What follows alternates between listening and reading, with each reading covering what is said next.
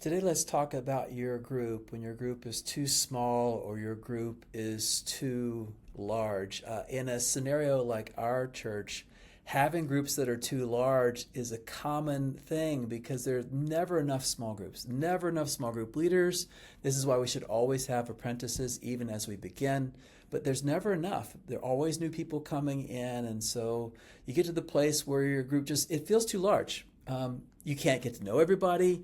Sharing is difficult. Not everyone can take a turn. In fact, you get to the end of the group and think, so and so, they didn't say a word the entire time. It's not that they didn't want to, they probably didn't have the opportunity to. The group is simply too large. So what do you do when it's too large?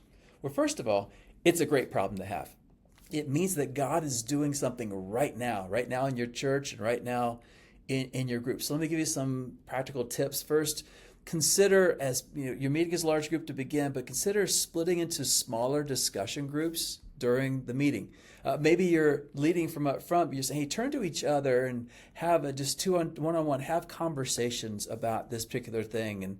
Or hey, let's break into groups of 4 and have this conversation and let's report back to the whole group. Sometimes the group is so big that you can't even do that, and hopefully you have a big house that you're staying in.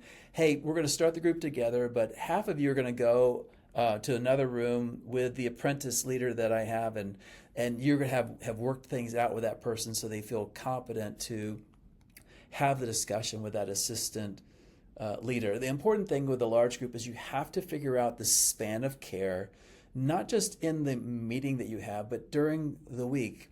See, the job of a leader of a large small group is not that they know everyone and care for everyone, but they make sure that everyone is known and cared for. And so that's part of the responsibility. And let me give you one more novel idea. If you're a large group, especially if you've been around for a while, maybe God's prompting you to multiply. I would bet if you've been meeting for more than 4 years or so, you have 4, 5, 6, 7 different people who could possibly lead small groups. And once again, there are lots and lots of people coming.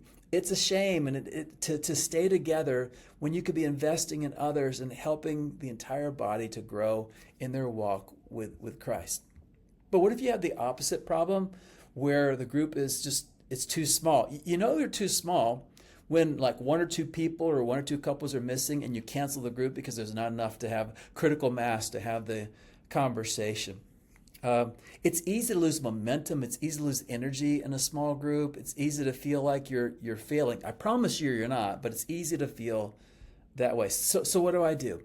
Well, first of all, I have to acknowledge that the group is too small. I have to just acknowledge to myself, okay, there need to be more people in this group. And I need to take time with the group to brainstorm about a few things. One, who are some people we can invite?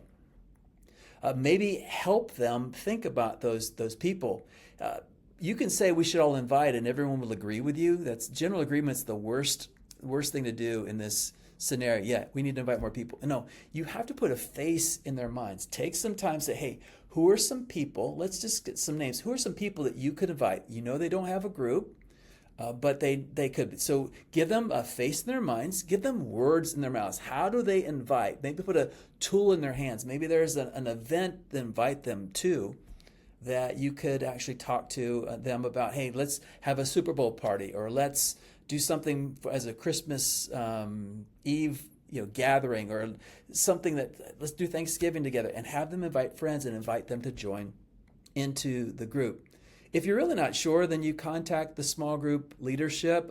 New people are always looking to join groups at our church, and so they probably have some names of people who are looking. But make sure to explain who your group is, your goals as a group, the style that you have, the kind of person that would fit. Just because they want to be in a group doesn't necessarily mean it has to be your group. Give them an understanding of who you are and what you're trying to accomplish.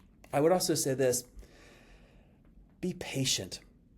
Give it time. Pray together.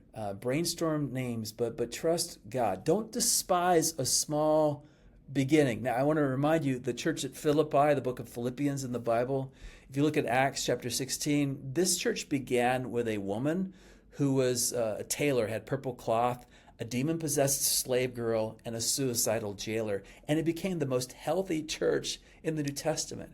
And if God can do that with 3 people, this small group, what can he do with me? What can he do with you? You may also, one more thought, you may also consider merging with another small group. And together having a season where you grow together, and over time you multiply out into 2 groups. But whatever you do, don't cancel it. Don't stop it. Trust God and keep moving forward. I'm confident that God has placed you in leadership for this moment. So let's keep trusting him and move forward in what he's asked us to do.